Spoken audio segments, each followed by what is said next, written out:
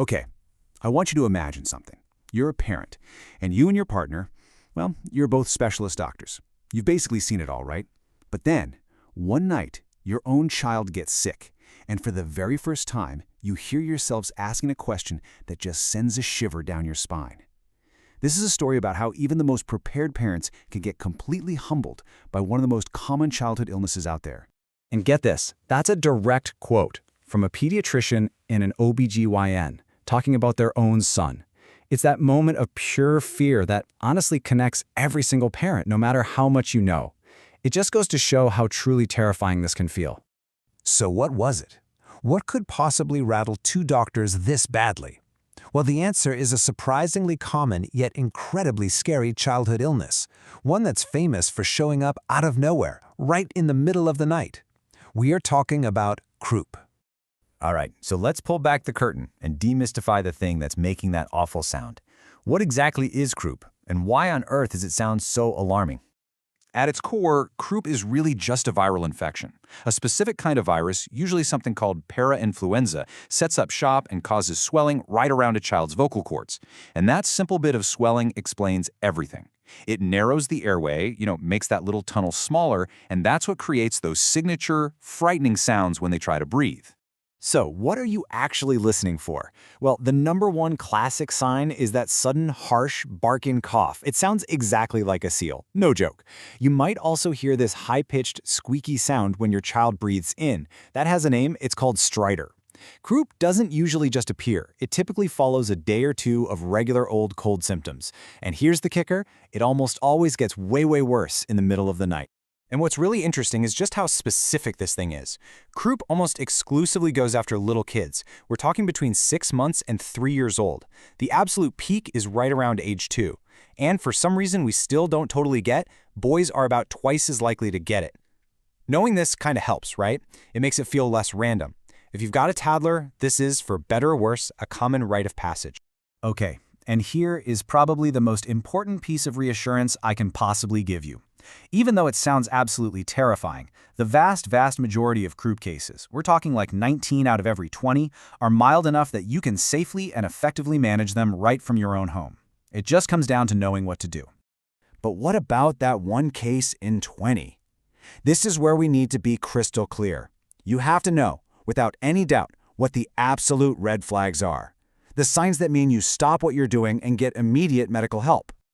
All right, look closely here. If you hear that noisy, squeaky stridor sound even when your child is calm and not crying, that's a big one. If you can actually see the skin sucking in at their neck or between their ribs with every breath, that means they are working way too hard to breathe. And any bluish color around the lips or face, drooling or trouble swallowing, or if they seem extremely tired or agitated, those are absolute emergencies. If you see any of these, don't second guess it. Just go to the ER. And this brings us to the question that almost every parent in this situation asks. Your kid is sick, they've got that scary barking cough, but they don't have those really severe danger signs. You're stuck in that gray area. So what do you do then? Well, this is where your home care toolkit comes into play. So let's build that toolkit right now. These are the practical, proven things you can do at home to help your little one get through a mild case of croup. Now, this is going to sound way too simple, but I promise you, it is the most effective first thing you can do. When a child panics and cries, the muscles in their airway tighten up, and that makes the swelling even worse. Your calm voice, holding them, soothing them, it can literally physically improve their breathing. Your calm is a form of medicine. All right, the classic debate, hot steam from the shower or cool night air. The science on this is actually really clear. Cool air acts like a natural anti-inflammatory on the airway. It physically reduces the swelling. Just taking your child outside into the cool night air for 15 or 20 minutes can make a huge difference. Hot steam, on the other hand, the evidence is shaky at best for croup, and it doesn't really help with the swelling. So yeah, cool air is the winner, hands down. Besides that, you just want to focus on comfort. If they have a fever, treat it. A fever can make them breathe faster and make things worse. Push fluids to keep them hydrated. That's key for any virus. And try to keep them propped up in a comfortable, upright position. That can make breathing just a little bit easier. Okay, so let's say you've tried all the home care stuff, but things just aren't really improving. Or you just have that feeling in your gut. This is when you escalate. Not necessarily to the ER, but to your pediatrician. Your pediatrician's office, even their after-hours line, is your best friend here. They know your child's history, and they can help you figure out what to do next, whether that's coming into the office or if it's really time to head to the hospital. Seriously, never, ever feel bad about making that call. So what can a doctor do that you can't? Well, they can get a really precise look at how much trouble your child is having breathing. The most common treatment by far is a single dose of an oral steroid. It works like magic to bring down that swelling in just a few hours. For tougher cases, they might use a breathing treatment with a nebulizer. And importantly, they can make sure nothing else is going on. We've gone through the science, the symptoms, all the treatments, but let's wrap this up by talking about the single most powerful tool you have in your arsenal, and it's not something you're going to find in a medicine cabinet. I really want you to let this sink in. More than any doctor, more than any nurse, you are the world's leading expert on your child. You know they're normal. You know their different cries.